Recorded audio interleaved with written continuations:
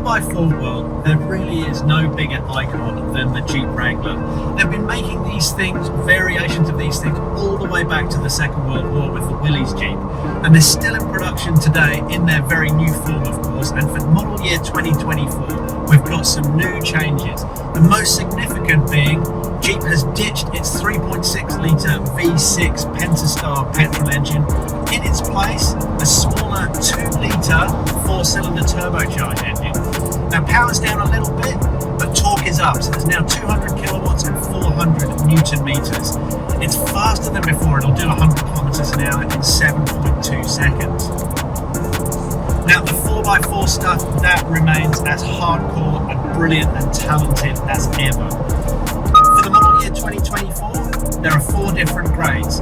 There's an entry-level Sport S replacing the Night Eagle, that's about $76,000. A more on-road focused Overland, and then the hardcore range-topping Rubicon. You can get that as a 2-door or a 4-door, and the most expensive one being about $90,000. For that you get some pretty smick kit, including Napa leather. I've got electric heated seats, a brand new 12.3-inch central screen, and for your off-roading, diff locks, very clever hill descent control, and a forward-facing camera that shows you all your terrain so you try not to have an accident with these things when you're off-roading.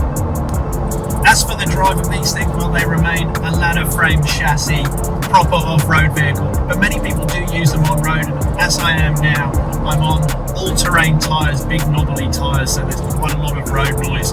When I turn the steering wheel, not much happens at all, and you can probably hear the noise coming out as well. But throw it into a corner and you've got to be careful, especially in the wet, but there is a technique to driving these things, and once you get the hang of it, they feel reasonably safe. Well, speaking of safety, Jeep has added new airbags, curtain airbags for this vehicle, so there's now 6. But even so, it still retains its 3-star ANCAP rating, so not the safest family car that you can buy. But you know what? Something about these icons make them so much fun to drive. They look incredible.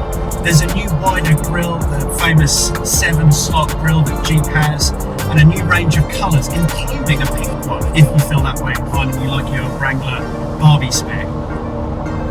But there's something about driving these things that make them so much fun. It's such an icon. You sit so high up, you're king of the road, and you absolutely know these things are unbreakable off-road.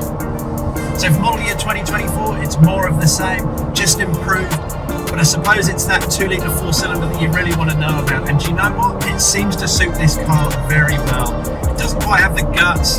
It doesn't quite have that big displacement roar that the Jeep, I suppose, is famous for.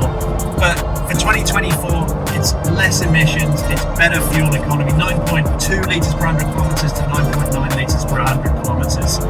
So I suppose it works for that. And you know what? The torque is good. It feels more responsive, a little bit more relevant to today's drivers. Whether the market will take it, I don't know. We'd love a V8 one of these, wouldn't we? But maybe they're a little bit past it for what we need in Australia right now. But you know what? I love these cars. They're so much fun, so capable.